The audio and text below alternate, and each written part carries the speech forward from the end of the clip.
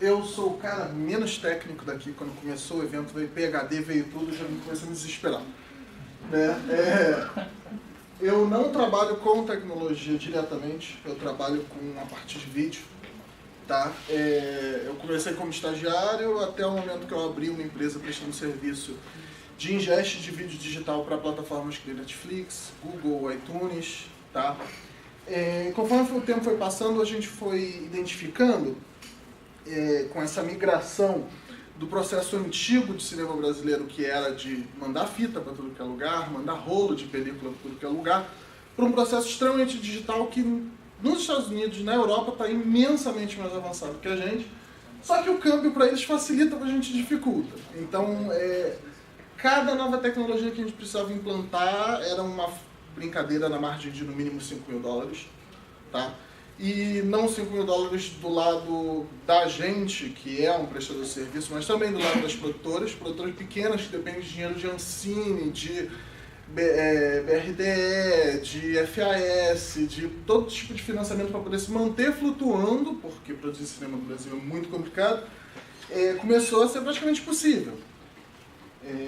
E uma das tecnologias que mais dificultam para a gente, que até hoje daily basis eu me estressar, é a transferência de arquivos muito grande. Eu estava conversando com um colega, ele estava falando sobre a questão de CDN, e a CDN, apesar dela ser uma solução muito boa para distribuição, ela não é uma solução muito boa para transferência direta, rápida, entre duas partes, focando no máximo de segurança possível. Né? O que a CDN faz, basicamente, é criar um meio ponto, um pulo a mais da transferência de arquivo para diminuir a latência. Isso não funciona também quando você está com um arquivo muito grande. Primeiro que você congestiona a CDN com arquivos onde cada filme aí vai estar com 2 teras, e segundo porque transferência entre esses pontos ainda continua sendo uma tortura. Enfim. Aqui tem algumas informações minhas, está aparecendo? Tá, maravilha. Mal sucedido foi lá. Mal sucedido, cara. Eu tentei financiar um documentário no Catarse há muito tempo atrás, não consegui. Sobre videogames ainda. Como que faria? Eu não sei. Assim. E acabei movendo para a parte técnica por decepção, né? Enfim, eu trabalhei com porta-curtas. Tá com o link errado. Talvez alguém conheça, ele surgiu bem antes do YouTube. Ele era um site idêntico ao YouTube, só para curta-metragem brasileira. Na época que a forma preferencial de streaming ainda era o Windows Media Video. Assim. O site avançou um longo caminho, mas depois eu trabalhei com a Synapse e continuo trabalhando com eles, prestando serviço para eles. E hoje eu tenho essa empresa pequenininha que está precisando de estagiários também. Estou esperando mais currículo do pessoal. Enfim, meu dia a dia, como está escrito ali, é esperar uma barra de progresso. Quando eu falo dia a dia, não é brincadeira, porque cada transferência, dependendo do cliente, são 100 horas de previsão, sem contar as quedas. Oi atraso, criando problema por transmissão, a TIM criando problema por transmissão, chuva de março derrubando fio, enfim, é como funciona. E esse sistema de transferência rápida é a diferença entre a primeira imagem e a segunda. Tá? Isso é exatamente o mesmo filme, 2 tentativas de transferência. Tá? Se eu não me engano, estava próxima, tem aí embaixo, 236 GB. O primeira janela, para quem conhece, é a partezinha de inspetor do FileZilla, trabalhando com SFTP. Pedindo 109 horas, eu posso garantir para vocês que isso daí não está real, normalmente é mais. Bem mais. No decorrer ele vai mudando. E de baixo, faltando 1 hora para acabar, 29 horas para transferência desse material. Né? É uma diferença absurda. Então, o que acontece? High Speed Large File Transfer, ou transferência de arquivos grandes. Só a nomenclatura que você acaba encontrando quando você está trabalhando com software proprietário, parece. É o método de envio, tá? De arquivos superiores a 25 GB. Por quê? 25 GB é o mínimo hoje em dia que você vai estar trabalhando com a qualidade de arquivo para a empresa grande. Você vai estar trabalhando com uma imagem de 25 GB que é um Blu-ray, com a qualidade de um Blu-ray comercial. Tá? Vídeo de YouTube não chega nem perto disso. Assim, parte do meu trabalho é visualizar, ver esses erros que ficam horríveis quando você dá zoom na tela. Então, muita produtora chega pra gente com um link do YouTube falando, pô, tá com qualidade boa, tem como pegar ou do Vimeo, que tem um link para download, tem como pegar do Vimeo o material? Eu falei, infelizmente não. Assim. Inclusive o Vimeo desce para 20 frames por segundo o arquivo. Poxa, mas fica tão bonito, fica tão bonito. Quando eu projeto uma tela de IMAX, fica um lixo. Horrível, horrível, horrível. Enfim, essa é uma área onde a tecnologia existe, tá? E ela é open source. O problema é, nenhuma delas é utilizável para uma produtora. É impossível você pegar, por exemplo, um cara que tem uma produtora com 6 funcionários, que está viajando no Brasil com 2 MacBook Pros e 3 câmeras, e falar para ele, olha, faz download do GitHub do Magic Wormhole, por exemplo, que é um software muito bom para transferência, instala ele no terminal com pip ou com Homebrew, se estiver usando o Mac, e cria uma palavra-chave, manda essa palavra. Cara, eu garanto que quando eu estou na 4ª palavra, a pessoa já... Não dá para mandar para o transfer? Não dá para mandar para o transfer. Assim. 2 GB de limite de espaço. Enfim, essa tecnologia existe, muito software explora ela. Tá? Para o Linux a gente tem uma ferramenta muito boa que é o Axel, que se não tiver bloqueado na firewall, o Axel vai conseguir uma velocidade muito boa de transferência. Tem alguns outros colegas aqui, não sei se estão presentes, mas que estavam discutindo no grupo do Telegram, que tem outras ferramentas que eles usavam até para Data Science, mas nenhuma delas tem uma interface tão simples, tão prática. E é por causa disso que essa empresa passou muito tempo tendo lucros absurdos, que é a Aspera, que de longe tem mais ganha dinheiro, acabou sendo comprado pela IBM, a IBM lançou um plano de desenvolvimento da empresa, transformou num software as a service, e aumentou mais ainda o valor que a pessoa tem que pagar para enviar cada arquivo, e produtoras pequenas continuam agarradas sem ter como trabalhar. Enfim. Por quê? A tecnologia open source não é utilizável. Tá? Ela se baseia inicialmente no UDP. É muito fácil trabalhar com Python e UDP, TCP. Obviamente cada um deles tem suas características, mas é um processo muito simples. O único problema é um usuário normal não consegue utilizar isso. Assim, um usuário que não consegue buscar pelo arquivo, ou um usuário que edita um filme e manda pra gente um HD com 6 filmes que ele trabalhou, mesmo a gente só tem o direito de trabalhar com um deles, e a gente pergunta qual dos arquivos e ele fala, esse é o HD que a produtora usa. Assim. Ou seja, eles mandaram um único HD deles, com projetos abertos, isso foi um exemplo que para mim foi épico, foi um HD de 4 teras, eles mandaram com o projeto aberto do filme, com o projeto aberto, se eu não me engano, de 2 filmes em andamento, que eles pararam de editar para mandar o HD pra gente, porque era o único HD que tinha, tá? E uma pasta escrito Torrent. Então é assim, cujo qual um dos torrents nós tínhamos direitos de distribuição. Então é assim, foi o cúmulo. A gente teve que chamar todo mundo da empresa para assim, olha aqui o que está na pasta de torrent. A gente está distribuindo esse filme há 6 meses, lembra que não está vendendo muito? Então, aqui, ó. Enfim, esse é o nível, tá, que a gente está trabalhando. Não adianta falar de PIP, de falar de PyInstaller, não vai funcionar para esse pessoal. Tem muito dinheiro para ser ganho nisso. Eu, preferencialmente, prefiro que trabalhe com open source, mas mesmo quem tiver coragem de peitar isso, desenvolver uma tecnologia dessa, fazendo open source você ainda tem como ganhar dinheiro com software as a service, você ainda tem como ganhar dinheiro multifacetando isso, criando um servidor fechado, igual a Red Hat trabalha, um servidor fechado que você pode comprar, colocar na tua máquina, já vai estar tudo, na tua rede, já vai estar tudo configurado, você só pluga e começa a distribuir os arquivos. Assim, tem dinheiro. Tá? Todos esses sistemas, o Aspera inclusive, eles trabalham com base em inúmeras tecnologias que são open source. Eles simplesmente construíram layers em cima, que é exatamente o que eu estou propondo para vocês fazerem.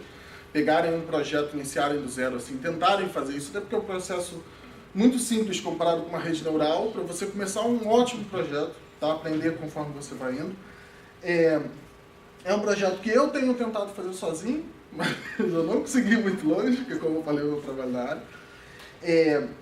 E a base dele é o UDP. Tá? O UDP é uma tecnologia maravilhosa, o único problema é que ele requer que você cuide dos pacotes que não são transitados. Ninguém quer fazer isso. Então as pessoas normalmente migram para o TCP, o que acaba consequentemente levando eles para hospedar o arquivo ou colocar no FTP, e você acaba com uma velocidade lenta, porque você tem que validar todo o pacote que bate e volta, sem criar uma conexão segura, enfim. Aqui é um monte de coisa que eu já falei, mas principalmente dando foco no porquê que, apesar de haver muita tecnologia open source para isso, já pronta, já plenamente funcional, o pessoal continua indo pela versão proprietária e paga, tá? E eu acho que a última frase aqui resume tudo, assim. É o mesmo raciocínio pelo qual tem um monte de baixar filmes Mega HD, enquanto você tem rede de Usenet, você tem rede de torrent, que são extremamente confiáveis e você não vai ter um vírus, não vai ter um problema. Tudo questão de interface, questão de acesso, questão de facilidade de utilização para usuários leigos. Tá? Isso daqui é uma lista de empresas, tá, que atualmente trabalham com a versão proprietária desses softwares, ou eles trabalham com o Aspera Fastpaks, que hoje da IBM, antes era uma empresa proprietária, ou eles trabalham, acho que 2 nessa lista aí, trabalham com um software da Signet chamado Media Shuttle. O valor da licença também não é muito menor, e a diferença de $2, $3 mil na licença é uma diferença de 99% da banda utilizada, descendo para 40% da banda utilizada. Mesmo assim eles vendem. Tá? São todas empresas que trabalham com open source, algumas delas, como Netflix, a Google, a Alexander Street Press, por incrível que pareça, muito forte nisso, contribuem com os projetos, mas eles só usam as versões open source trafegando dados entre os próprios servidores. Por quê?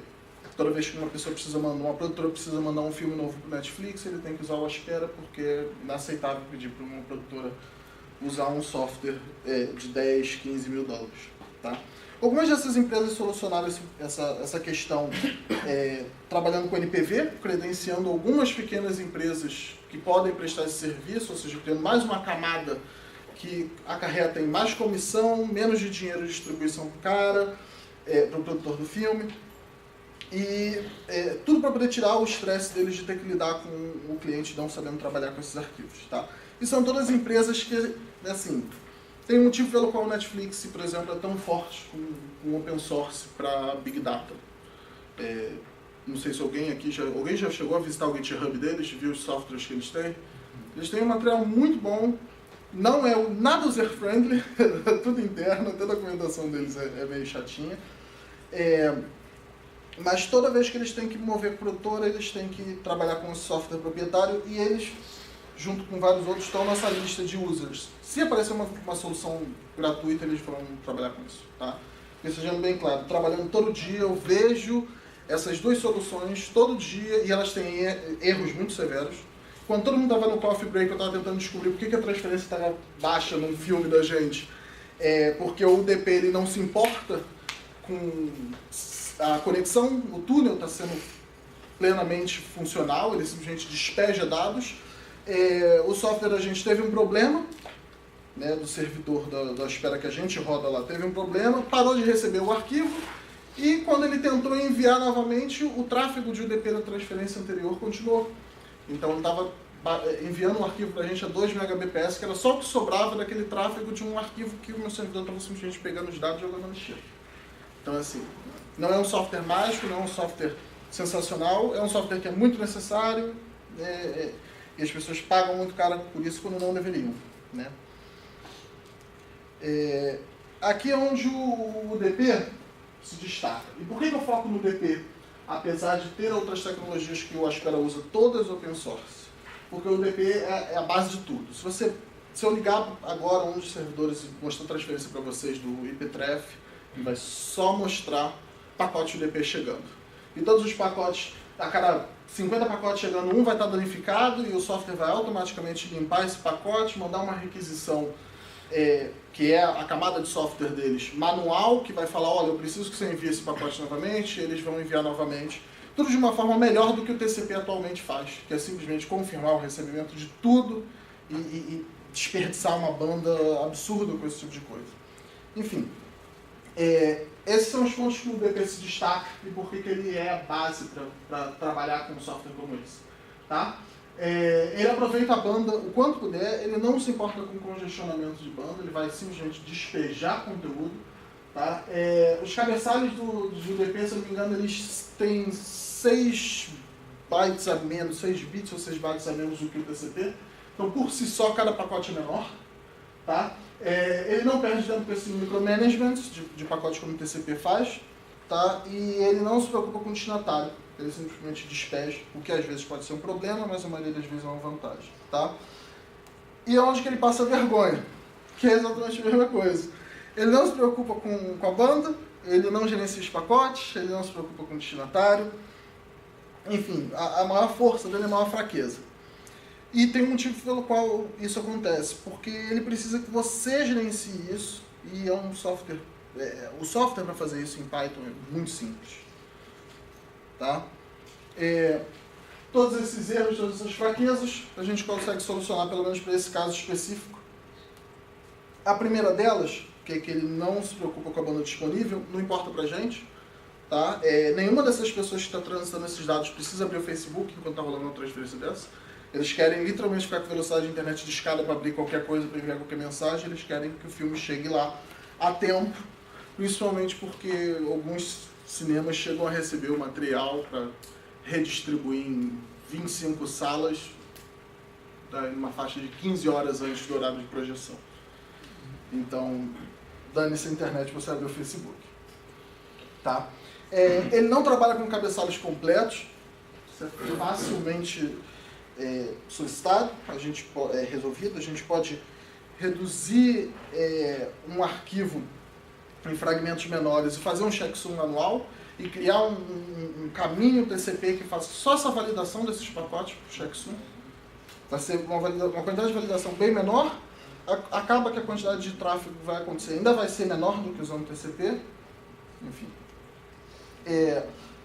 O fato dele não gerenciar. Para essa separação, a gente tem outro software open source que também pode fazer isso. TAR tem a biblioteca no Python, é simplesíssimo de se trabalhar. Basicamente, você vai fragmentar em muitos arquivos tar.gz pequenos, de quebra você está compactando o material, vai gerar um checksum dele e vai enviar ele por IDP e deixa o outro lado se preocupar com a integridade dele e solicitar o que precisa ser enviado novamente. Tá? Quando ele não se preocupar com o destinatário, não é um problema muito grande, porque você não precisa de um software que vai gerenciar 10 mil destinatários recebendo, não é uma CDN, você não está distribuindo para múltiplos pontos, você está fazendo uma conexão direta, onde a preocupação é bem limitada. O checksum, o TAR, eles vão resolver isso para você com facilidade. Tá? E, obviamente, vocês pensando, isso deve ter linha pra caramba, pelo menos quem é iniciante deve pensar, isso vai gerar um software muito grande. Não. Obrigado. O necessário para fazer isso é uma quantidade pequena de biblioteca, todas elas simples de se trabalhar. Tá? A OS e a CIS, inclusive, são uma das primeiras que todo mundo pega aprendendo a trabalhar com Python. Tá? A interface gráfica aí entra aquela discussão de Kiwi, não está pronto, mas pelo que eu vejo do Aspera, da versão mais simples desse software, que é o que eu tomo como referência, que é o melhor performa, aquela biblioteca EasyGui já vai resolver isso. Não tem necessidade de uma biblioteca muito complexa. Tá? E o core mesmo, dos dois lados, que vai estar com qualidade bem ruimzinha, é esse software que está consumindo aí 21 linhas do lado que envia e 25 linhas do lado que recebe. Tá? Esse é o código central dele. Tá? Não valida pacote, não checa nada. 50% das transferências que você fizer para o Wi-Fi com isso daí, o arquivo vai chegar com pelo menos 10% do arquivo perdido. Tá? Porque o UDP não está validando nada aí. Tá? Mas quando você conecta esse código entre dois notebooks com um cabo crossover Cat6 próximo, ele já reduz a transferência pra caramba comparado com o HTTP do Python. Tá? Então, assim, né, um script ridículo que já dá um ganho de desempenho. Isso eu estou colocando no código, eu coloquei um tamanho de MTU, se não me engano está 1024, 1024. Totalmente arbitrário, que não aproveita uma rede que trabalha com, uma placa de rede que trabalhe com large packets, tá? Valor arbitrário, e funcionou já com uma redução muito boa. Tá? Por que ninguém fez isso ainda? Tá? Algumas opções. Ninguém se importa? Se importa. Muito. Eu me importo. Eu choro por causa disso todo dia. Tá? Já desenvolveram, eu que não busquei no Google. Então, desenvolveram. Te garanto que eu gastei semanas a fio checando isso antes de desembolsar $20 mil numa licença. Principalmente porque ela acarreta em 2 links de internet que não são baratos, mais um servidor da Dell com espaço para armazenar esses arquivos que também não sai barato, mais um no-break que segura pelo menos 10 horas, foi o máximo que a gente teve de falta de luz no local em que a gente não podia perder a transferência. Então, assim, acredite, eu procurei. Não tem bolso suficiente para você entregar para uma produtora. Tá? Na verdade, o motivo é esse. Tá? O mesmo motivo pelo qual as pessoas estão satisfeitas com o Axel, com o wget, com o curl, com o Magic Wormhole, é o mesmo motivo pelo qual o desenvolvedor open source acha que o logo do Umbrella é um logo aceitável para você publicar um software desktop.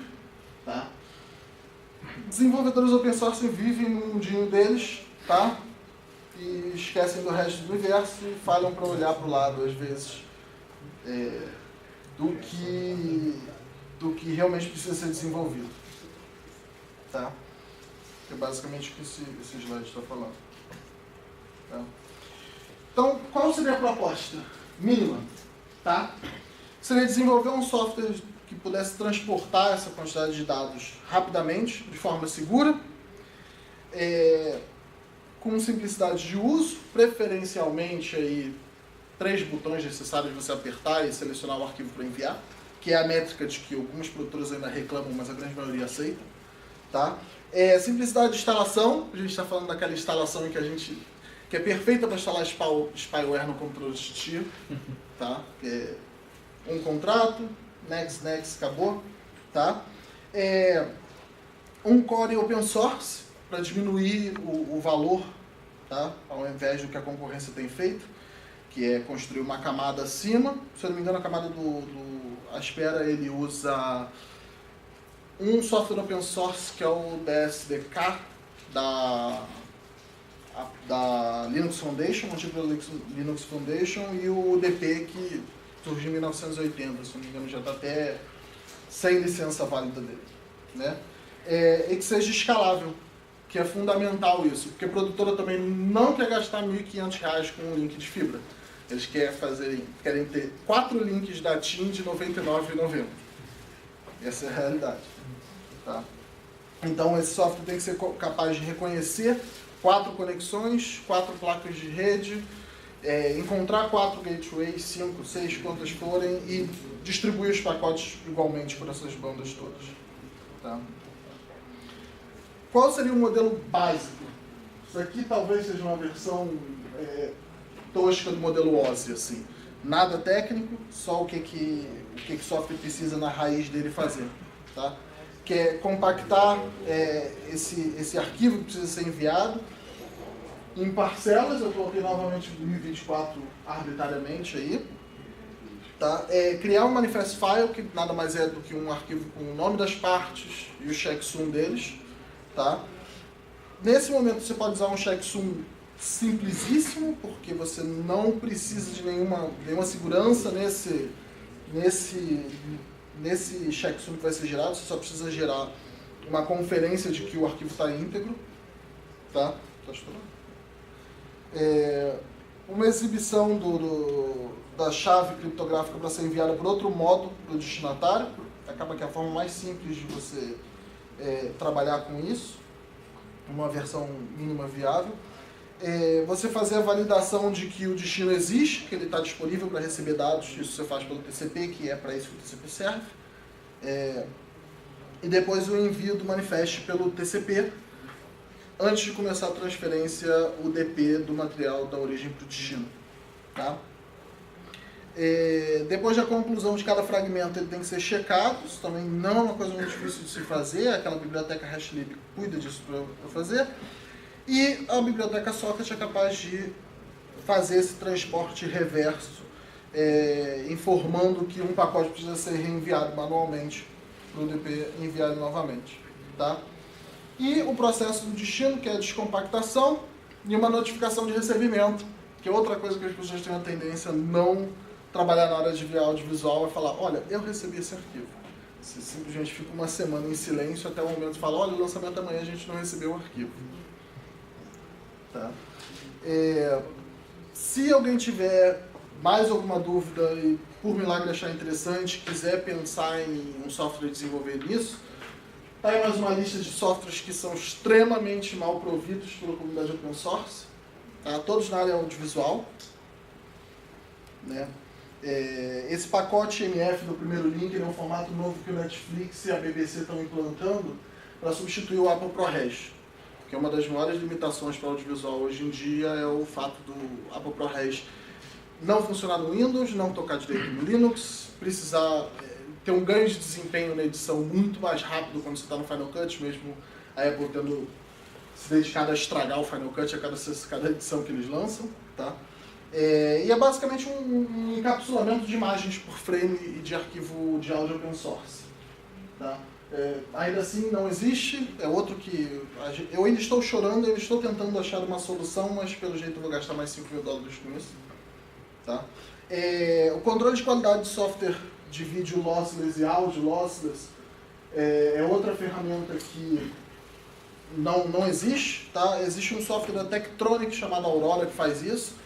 E essa parte é tão mal servida que até o Netflix paga uma licença milionária para esse software. Que não existe uma opção open source e eles não desenvolveram internamente isso.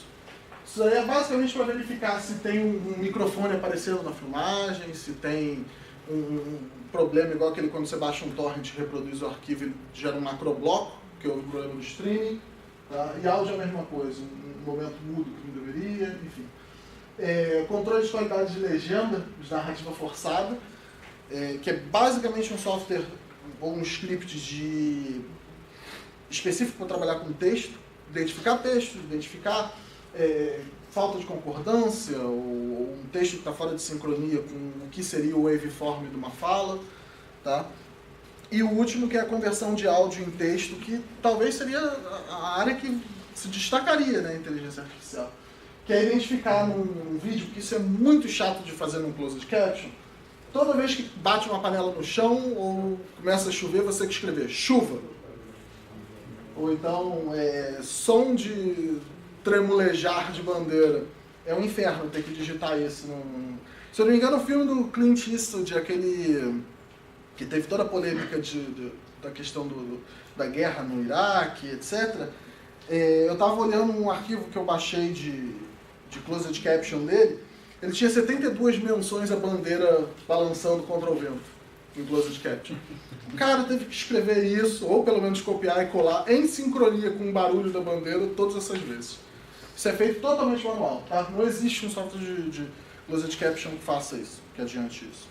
E essas são só outras áreas assim, de audiovisual em que tanto open source quanto proprietário, mas principalmente open source, o mercado brasileiro tem muita necessidade. E o mercado de alguns outros países também.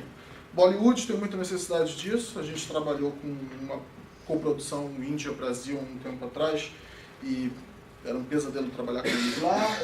Nigéria está começando, por incrível que pareça, a ter muito filme e esses filmes não estão chegando com qualidade, o Netflix não pega eles porque as pessoas não sabem como distribuir o material. E nenhuma desses locais tem dinheiro para investir no software patenteado, que basicamente é uma camada por cima de um software open source que eles deveriam estar usando já para início de conversa. Tá? Enfim, é isso. Espero não ter sido muito chato. Tá aí o contato. Tá?